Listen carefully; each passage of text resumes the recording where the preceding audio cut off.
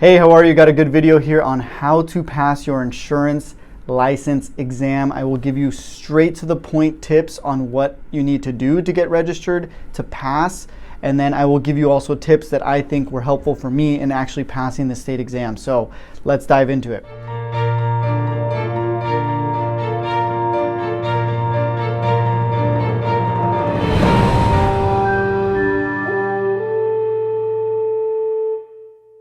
All right, straight to the point. First things first, you need to get yourself a pre-license course. So you can go online, Google different pre-licensing courses for whatever license you're looking for. Let's just say it's P&C, property and casualty. Go online, Google, California pre-license course for property and casualty.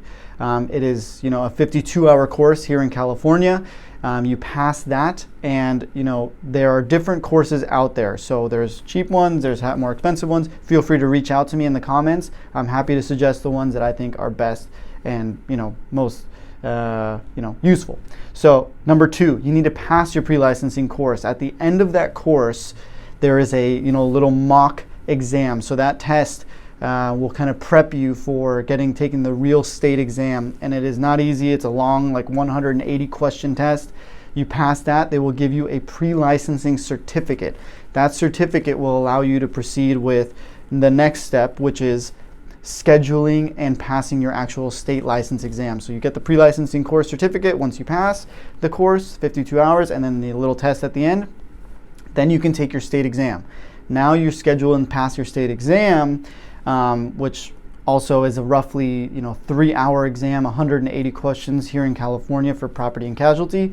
You pass that, and then you can go ahead and go into step 4, which is register your license with the Department of Insurance. You send it in, you go into the Department of Insurance, you register that, and now you have an active license, insurance license.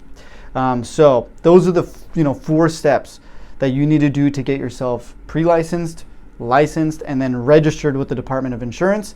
And then the next things I will do is recommend some tips that I recommend. Always give yourself sufficient time to study. Give yourself at least a couple weeks so that you can study and make sure you're 100% for that test. It does cost money. You don't want to waste your money. So make sure you're ready and you're prepared to get in there and crush it. Also, this test is all about playing tricks on you. It has different, wording, it has double negatives. So just be prepared to statistically take this test as best as you possibly can. It is a big vocabulary test, but there are a lot of concepts in there that you need to understand how to apply different scenarios and concepts. Like for example, when a home is on fire, who is covered under this situation when a home is on fire? It's not just going to be what is a peril, what is a tort, what is a general liability policy, what is a commercial auto policy or liability policy. So you need to understand concepts and how to apply the vocabulary that you've learned to the concepts that are being presented in the exam. So also be prepared, they're going to try to trick you.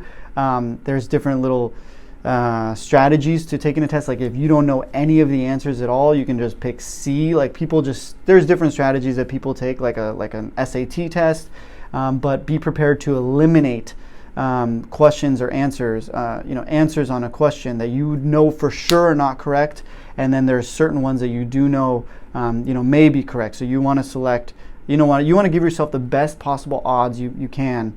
I like to eliminate, cut it down to a 50-50. Like I know it's for sure not these two. I know it could be one of these two. I'm going to go with A or C, and I'm going to stick consistently to that. Another thing I like to do, this is what worked for me, after I did a bunch of practice tests, once I was in the real exam, I would go through the whole test, and you can actually have an option to flag questions that or you're not sure about. So you can come back to those questions at the end of the exam and you can review them. So I like to flag the ones that I don't know, and I come back and I kind of look at them. And I think sometimes throughout the test you can actually find answers to those questions. So you go through the whole test, and even when you're on the last question, you're like, wow, that might be the answer back to number 16 where I wasn't sure about. So you go back, and now you know number 16. So if you don't know something, flag them, come back to them. And I'll tell you a little story. There was one of my exams that I took. I finished the whole test.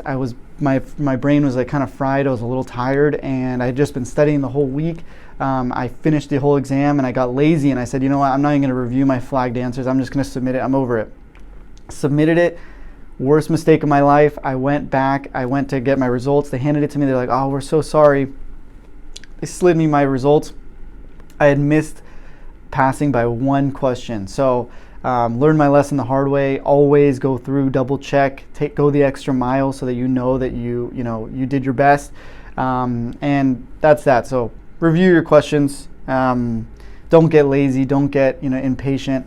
Another thing I do recommend is before the exam having a cheat sheet, like 30 minutes before in your car, just kind of going through. Make sure you're comfortable. You're not in a rush trying to get to the testing center and stuff. Get there early. Get there with 30 minutes before. Prepare with your little cheat sheet. Just kind of review the different vocab. And when you get in there, if you don't know the first 5 questions, keep going. Don't panic. A lot of times, like, I start exams or these kind of tests where I don't know the first 5 questions and I just think I'm screwed. I'm like, game over, this is it. But you push through, and like I said, you can sometimes find the answers later throughout the exam, and they may come back to you. You kind of may be overwhelmed. It's a stressful environment being in there. So be calm, be ready to take it, and you will do just great. And don't get discouraged if you fail. You can always take it again. I've failed exams and I've retaken them, and look at me now. We're a couple years in, and we've been growing the agency, and would have been a bad choice if I had given up back then. So I'm happy I kept pushing through. So hopefully that helps, guys. If that brought any value to you, please give a thumbs up. Please give a like. If you'd like, you don't have to, but please subscribe too if you're interested in seeing more content like this. And hopefully I can try to bring more value to you with other areas of growing your agency once you do pass your exam. So hopefully that helps. Again, go to chriscostantini.com if you need any additional help. I'm happy to answer any questions in the comment. Drop a comment below. Give a thumbs up. Please subscribe if you want. You don't have to. And that's all I got. We'll see you guys at the top. See you soon. Thanks. Peace.